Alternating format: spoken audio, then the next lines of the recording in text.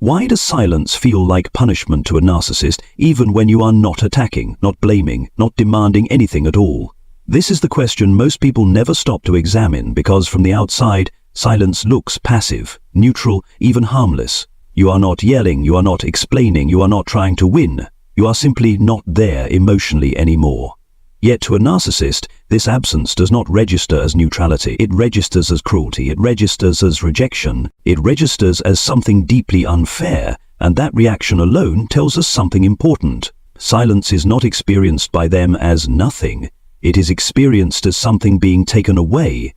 A narcissist does not interpret silence the way a psychologically grounded person does. To a healthy mind, silence may mean space, reflection, or a boundary. To a narcissistic mind, silence feels like punishment because their sense of self has always depended on response. They are not oriented inward. They do not feel real simply by existing. They feel real when someone reacts to them. When you speak, argue, explain, defend yourself, cry, or even express anger, you are feeding a loop that confirms their relevance. Your reaction tells them, "I matter enough to move you." When that reaction disappears, the narcissist does not experience calm. They experience destabilization. Silence removes the feedback they use to locate themselves in the world, and without that feedback, their inner structure begins to wobble. This is why they describe silence using moral language, calling it cold, abusive, or cruel. They are not describing your intent, they are describing their internal panic. From their perspective, silence feels like punishment because it strips them of access. It takes away their ability to provoke, regulate, and control the emotional field between you. They no longer know where they stand, not because you are hiding something, but because their position only ever existed through interaction. Silence feels punitive because it leaves no handle to grab, no lever to pull, no button to press. It is not that you are doing something to them, it is that you have stopped doing something for them. And what you stopped providing was not kindness or love. You stopped providing orientation. You stopped providing a mirror. You stopped providing proof of importance. To the narcissistic psyche, that loss feels indistinguishable from being sentenced. There is no trial, no explanation, no dramatic ending, no chance to flip the story. Silence offers no narrative they can control. There is no villain role they can assign you, no argument they can win, no emotional climax where they regain dominance. That unresolved absence feels intolerable. It feels like being left in a locked room with no exit and no audience. This is why narcissists often escalate when met with silence. They are not reacting to distance. They are reacting to the collapse of a system that once revolved around their ability to extract response. Silence feels like punishment because it denies them the one thing they rely on to feel alive: impact. And the deeper truth, the one rarely spoken out loud, is this: the silence itself is not cruel. What feels cruel is being forced, even briefly, to face life without borrowed significance. If this resonates with your experience and you have felt the confusion of being accused of cruelty simply for going quiet, stay with this video.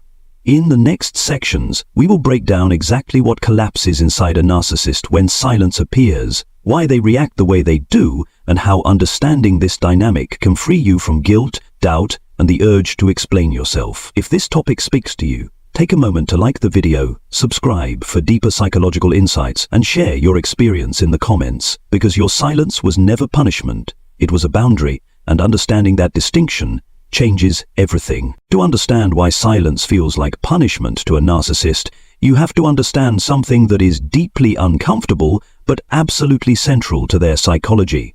A narcissist does not experience themselves as real in isolation. Their sense of existence is not internally generated.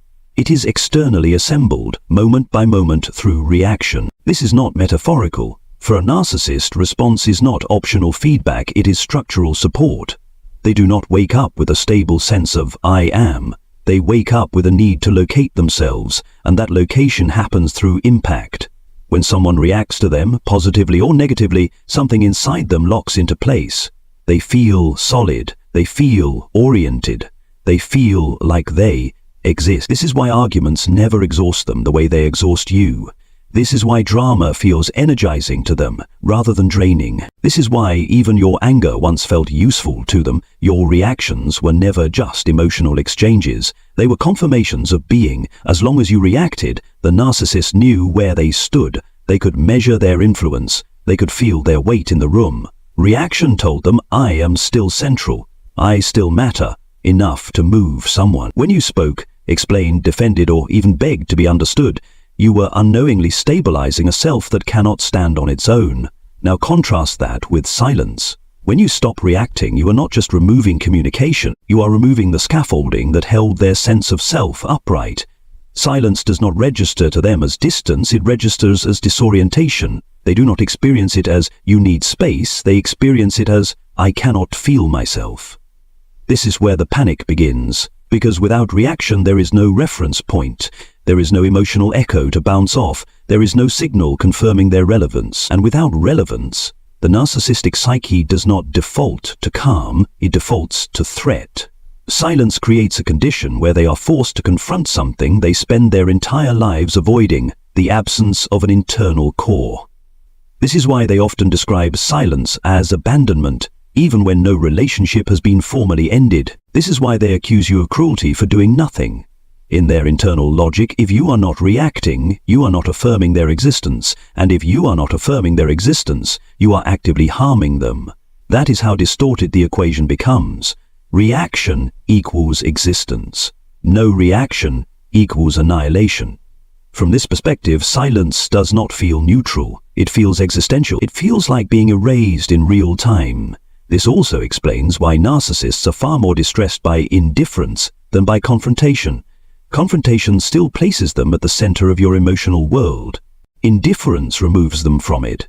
Silence communicates something far more threatening than anger ever could. You no longer have an effect on me. To a narcissist, that message is unbearable, because effect is the only proof of self they have ever known. Without it, they are left floating, unanchored, with no internal structure to fall back on. This is why silence feels like punishment, not because you are punishing them, but because you are no longer performing the psychological labor they depended on. You are no longer regulating their sense of being.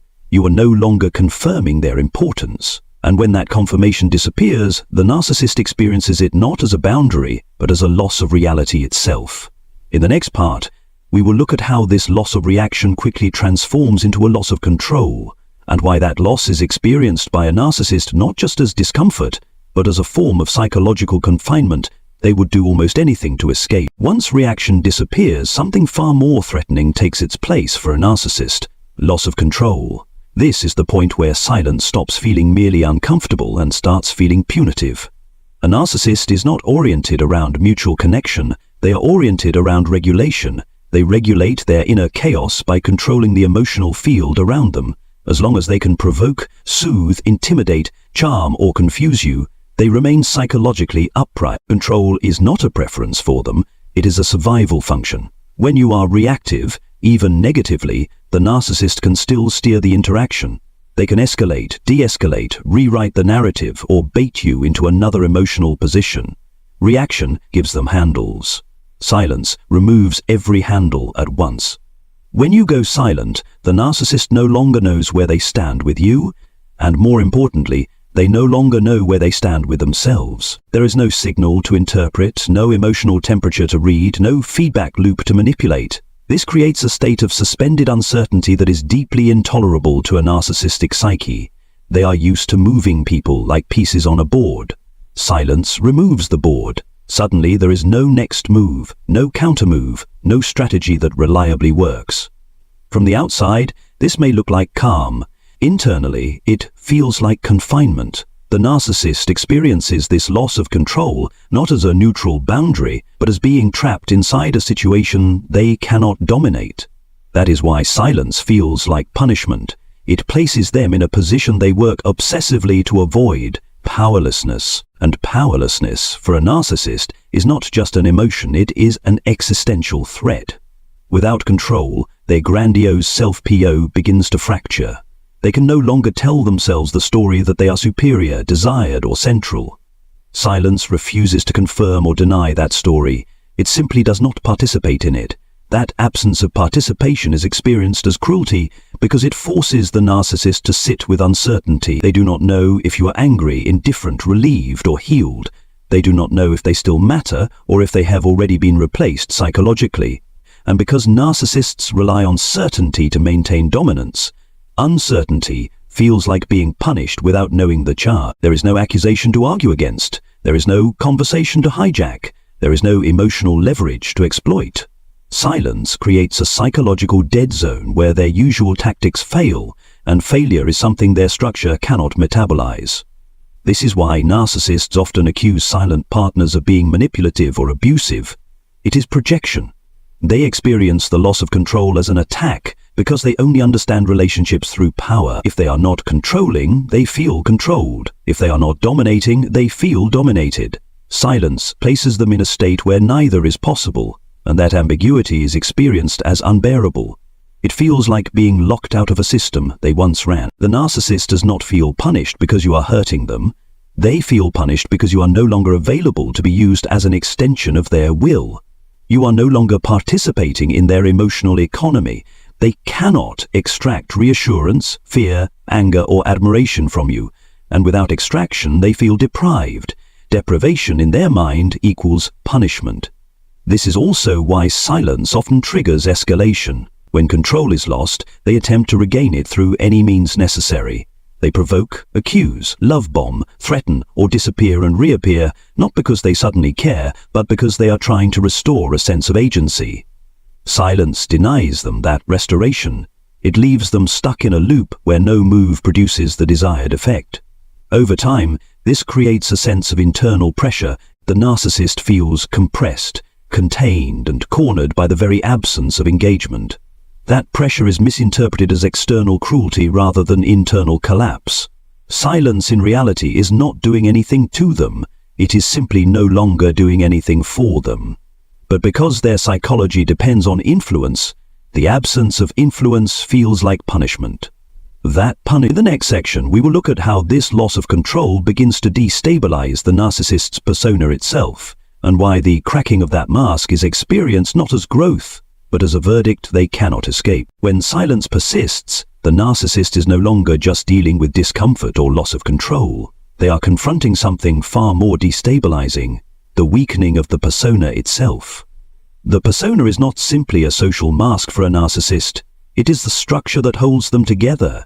It is the carefully constructed identity that says who they are, how they are seen, and why they matter. This structure does not live independently. It is fed by attention, reinforced by reaction, and maintained through interaction. Silence starves it. Without feedback, the persona begins to thin, and as it thins, the narcissist experiences a specific kind of fear that is difficult to name, but impossible to ignore. They are not afraid of being disliked. They are afraid of becoming undefined. When there is no audience, there is no role. When there is no role, there is no self they recognize. Silence removes the stage, and with it, the sense of being someone in the world. This is why silence feels like a verdict rather than a pause. It does not feel temporary to them. It feels final. A narcissist expects conflict to end with a scene, a reversal, or a victory. Silence offers none of these. It offers no closure they can control, no narrative they can spin, no moral position they can occupy with confidence. Instead, it leaves them suspended in a space where the persona cannot perform, and therefore cannot reassure them of their worth.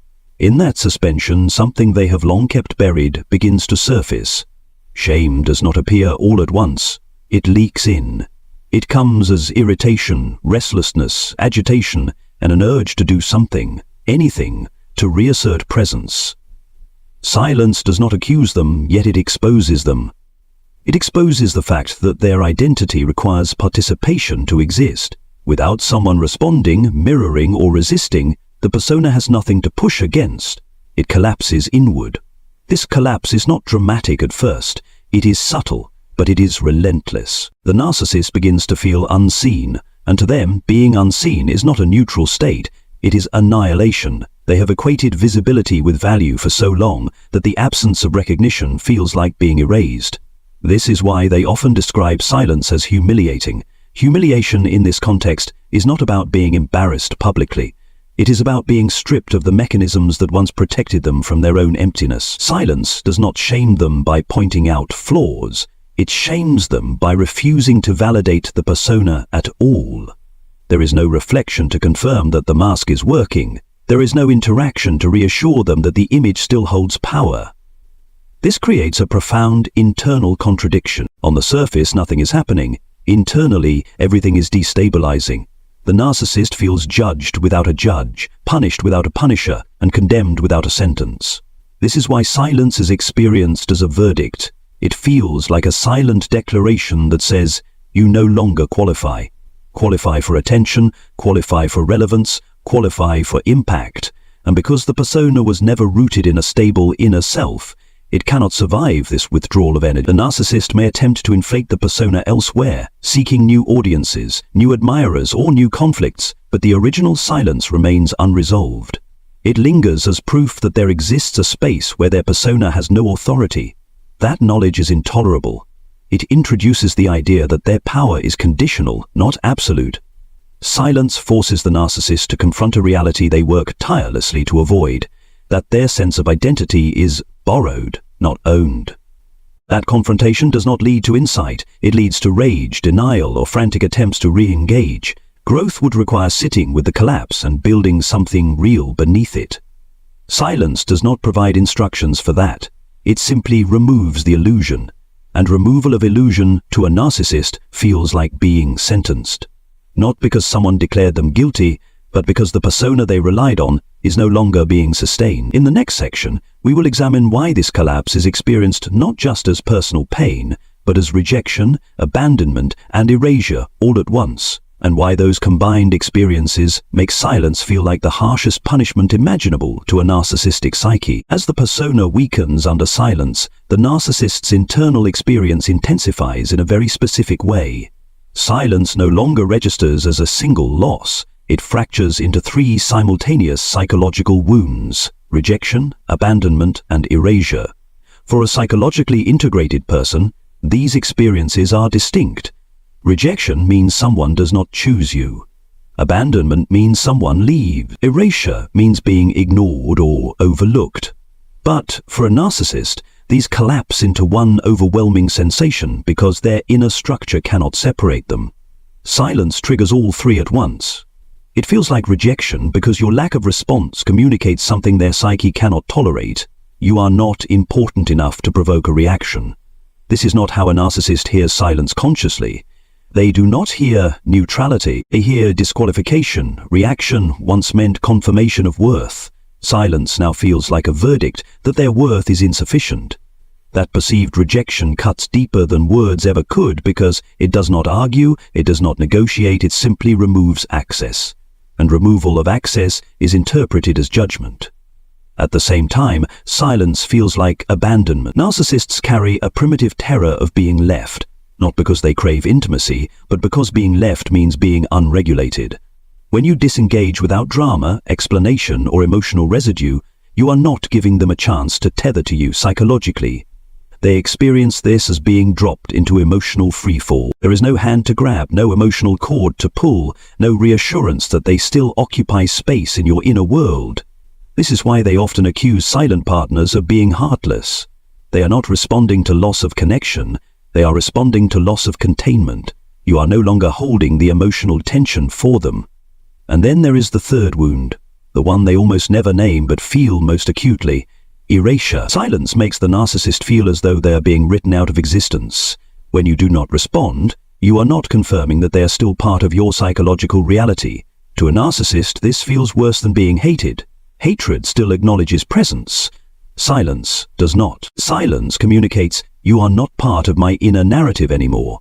And for a psyche built entirely around being central to someone else's narrative, this feels like annihilation. These three experiences do not arrive separately. They arrive as one crushing sensation of being expelled from relevance. This is why narcissists describe silence in extreme terms. They say it is abusive, cruel, or inhumane. They are not exaggerating their feelings, they are misinterpreting their source. What they are actually experiencing is the collapse of a dependency they mistook for connection. Silence exposes that dependency by refusing to maintain it. And because narcissists externalize responsibility for their inner states, they interpret the pain as something you are doing to them, rather than something that is happening within them. This is why silence feels like punishment rather than consequence. A consequence implies cause and effect. Punishment implies intent. The narcissist assumes intent because they cannot imagine a world where someone disengages without wanting to harm. In their relational universe, everything is strategic. Everything is a move. So when you go silent, they assume you are delivering a sentence. They do not see silence as self-protection. They see it as retaliation. And this misinterpretation fuels their sense of injustice. They believe they are being punished without explanation, rejected without trial, abandoned without warning, and erased without appeal. That combination is unbearable because it strips them of all leverage at once. There is no way to argue against silence. There is no way to guilt it, charm it, or intimidate it reliably. Silence does not respond to accusation. It does not defend itself. It does not justify its existence. And that is precisely why it feels so devastating. Silence removes the narcissist from the relational equation entirely. It places them outside the system where they once held influence, and being outside the system feels like exile. This is the psychological core of why silence feels like punishment to a narcissist, not because it hurts their feelings, but because it dismantles the illusion that they are indispensable. Silence proves, without words, that life continues without their participation. That proof is intolerable. It contradicts the grandiose belief that they are necessary, central, and irreplaceable. When that belief collapses, the narcissist does not experience humility, they experience terror, and terror quickly turns into blame. This is why silence so often provokes desperate attempts to re-enter your world, whether through provocation, seduction, or character assassination. They are not trying to reconnect, they are trying to reverse erasure. They are trying to restore a sense of being real. In the next section, we will look closely at these behaviors, not as random reactions, but as predictable attempts to escape the psychological punishment silence represents to the narcissistic mind. Once silence takes hold and begins to feel unbearable, the narcissist does not sit with it. They move. What looks from the outside like chaos, inconsistency, or emotional volatility is actually something very specific, a sequence of attempts to escape the psychological punishment silence represents to them. These behaviors are not random, and they are not about reconciliation. They are about restoring access, impact, and control. The moment silence removes their leverage, the narcissist begins searching for a way back into your emotional field because re-entry is the only thing that relieves the internal pressure they feel. The first move is often subtle provocation. They test the edges, sending neutral messages, practical questions, or seemingly harmless check-ins, not because they need information, but because they are checking whether the silence is real. Any response, even a cold one, tells them the door is still unlocked. If provocation fails, they escalate into emotional bait. This is where accusations appear, misunderstandings are manufactured, and old conflicts are resurrected. The goal is not resolution, the goal is reaction. Anger, defensiveness, explanation. Any of it will do. Reaction restores oxygen. When that fails, the narcissist often pivots into hoovering. Apologies suddenly appear, memories are invoked, vulnerability is performed. They may say they miss you, that they have changed, that you are the only one who ever understood them. This is not insight, it is strategy. Hoovering is an attempt to pull you back into the role of regulator, to make you responsible again for stabilizing their sense of self. If hoovering does not break the silence, the narcissist's behavior darkens, rage enters. They accuse you of cruelty, heartlessness, or abuse. They flip the narrative so that your boundary becomes their injury. This is not because they suddenly feel empathy. It is because rage is a faster way to force engagement than vulnerability. If they can provoke guilt or fear, they can regain influence. When rage still fails, many narcissists turn outward. Smear campaigns begin. They tell others that you abandoned them, that you are unstable, that you were the problem all along. This serves two functions. First, it creates an external audience to feed the persona that is starving under silence. Second, it applies indirect pressure, hoping the distortion reaches you and pulls you back into defending yourself. Defense, after all, is still engagement. When even this does not work, the narcissist often enters a phase of obsessive monitoring. They watch your social media, reread old messages, replay arguments in their mind, and engage in what psychologists sometimes call phantom conversations. These are imagined interactions where they argue with you internally, trying to regain the sense of control they lost. This is the quietest phase, and often the most revealing. The narcissist is no longer fighting you. They are fighting the reality that your silence created, a world where they do not matter in the way they believed they did. Throughout all of these phases, one thing remains consistent. None of these behaviors are about understanding you. None of them are about repair. They are about terminating silence. Silence is the enemy because it exposes their dependency and removes their power. Every behavior is an attempt to re-establish a feedback loop, and if none of these tactics succeed, something else begins to happen. The narcissist experiences a form of collapse that is rarely visible to others. It does not look like remorse or growth. It looks like emptiness, irritability, restlessness, and a compulsive need for distraction. They may seek new supply, new drama, or new validation elsewhere, but the original silence remains unresolved. It becomes a reference point they cannot erase. They know, somewhere beneath the defenses, that there exists a version of reality where they were not chosen, not chased, not fought for. That knowledge is destabilizing because it contradicts the core fantasy of indispensability. This is why silence works in a way confrontation never does. Confrontation allows the narcissist to stay central. Silence removes them from the center entirely, and once that removal happens, every attempt to escape it only confirms the truth they are trying to avoid, that your participation was never guaranteed, and that without it, their power dissolves. In the next section, we will examine why silence is more effective than explanation, argument, or closure, and why refusing to engage is not avoidance, but the most definitive boundary a narcissist can encounter. At this point, it becomes clear why silence affects a narcissist in a way no argument ever could. Argument feels active, but it is actually cooperative. Explanation feels mature, but it is still participatory. Even closure, which many people believe is healthy, often serves the narcissist more than it serves you.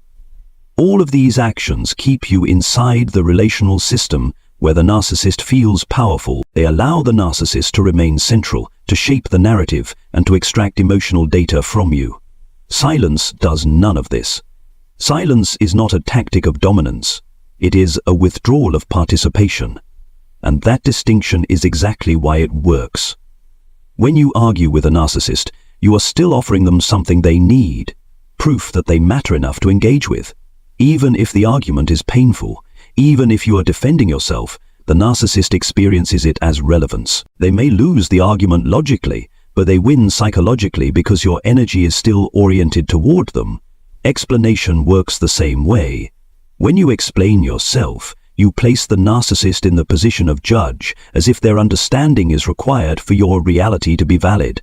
This reinforces their sense of superiority and control. Closure often becomes the final gift you give them. It allows them to exit the relationship with a sense of resolution, narrative ownership, or moral positioning. Silence denies all of this. Silence does not argue, so there's nothing to win. Silence does not explain, so there's no authority granted. Silence does not offer closure, so there is no controlled ending. Instead, silence removes you from the equation entirely. This is why narcissists often say they just want to talk or just want clarity. What they are actually asking for is access. Access to your emotions, your attention, your reactions. They frame it as communication, but what they want is regulation. Silence refuses to regulate them. It leaves them with their own emotional states, something they are profoundly unequipped to manage. This is why silence feels unfair to them. It violates the unspoken contract they believe exists, that if they provoke, you must respond. If they accuse, you must defend. If they demand clarity, you must provide it. Silence breaks that contract. It introduces a new reality where you are not obligated to perform emotional labor for someone who harms you. And because the narcissist does not recognize your autonomy as legitimate, they interpret this refusal as punishment. From their perspective, you are withholding something they are entitled to. That sense of entitlement is key. Narcissists do not see engagement as mutual, they see it as owed. Silence exposes that belief by refusing to comply. It shows them that your energy is not theirs to command. This is also why silence feels so final. Arguments can be revisited, explanations can be reframed, closure can be undone with a new conversation. Silence offers no reopening. It does not invite negotiation, it does not leave a door ajar. It simply establishes a boundary that is lived, not debated. And that lived boundary is far more destabilizing than any verbal confrontation, because it cannot be dismantled through persuasion or manipulation. Silence forces the narcissist to confront a truth they resist with every defense they have, that they do not control your inner world. They cannot reach you unless you allow it. That realization strikes at the core of their relational strategy. Without access, they cannot regulate their self-image. Without reaction, they cannot feel real. This is why silence feels like punishment. It deprives them of the tools they rely on to maintain psychological equilibrium. It leaves them alone with the consequences of their behavior, without providing them an emotional buffer. And while this is deeply uncomfortable for them, it is not cruelty. It is reality. Silence does not punish. It stops rescuing. It stops cushioning the impact of their actions. It stops absorbing emotional fallout that was never yours to carry. For you, silence is not avoidance. It is alignment. It aligns your actions with your values. It aligns your nervous system with safety. It aligns your life with truth.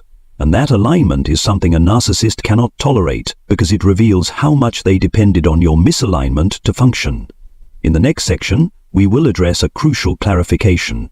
Silence is not meant to change the narcissist, teach them a lesson, or make them suffer. It is meant to protect you, and understanding that distinction is essential to releasing guilt and reclaiming your sense of agency. By now, it should be clear why silence feels like punishment to a narcissist, even though punishment was never your intention. What they experience as cruelty is simply the moment you stop participating in a system that required your energy to survive. Silence does not attack them. It does not accuse them. It does not even explain itself. It just removes you, and that removal exposes something they have spent their entire lives trying not to see, that their sense of power, identity, and relevance depended on your engagement.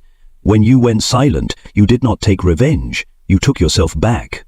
The narcissist calls this punishment because from their perspective, anything that limits access feels hostile. Anything that restores your autonomy feels like betrayal. Anything that ends their influence feels like a sentence. But none of that makes silence wrong. It makes silence honest. Silence reveals the truth of the dynamic without arguments, without drama, and without distortion.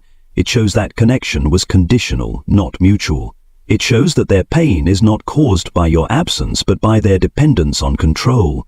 And once you see that clearly, something important shifts inside you. You stop feeling responsible for their reaction. You stop questioning whether you are being too cold, too harsh, or too unforgiving.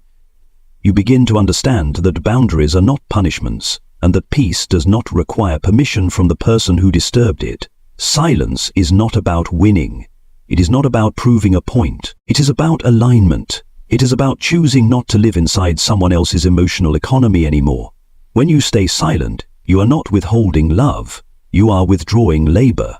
You are no longer regulating, soothing, explaining, or absorbing chaos that was never yours to carry. And that is why silence is so powerful. Not because it hurts them, but because it frees you.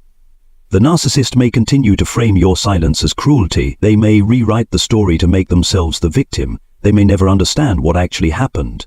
But understanding was never the requirement for your healing. Participation was. And you chose to stop participating. That choice is not punishment. It is self-respect in its quietest form. If this video helped you put language to something you lived through but could not explain, take a moment to like the video so it reaches others who need it. Subscribe to the channel if you want more clear, grounded psychological insight without manipulation or blame. And if you feel ready, share your experience in the comments, not to justify yourself, not to convince anyone, but to remind others that silence is not weakness. It is the moment you step out of a system that only worked when you stayed unwhole.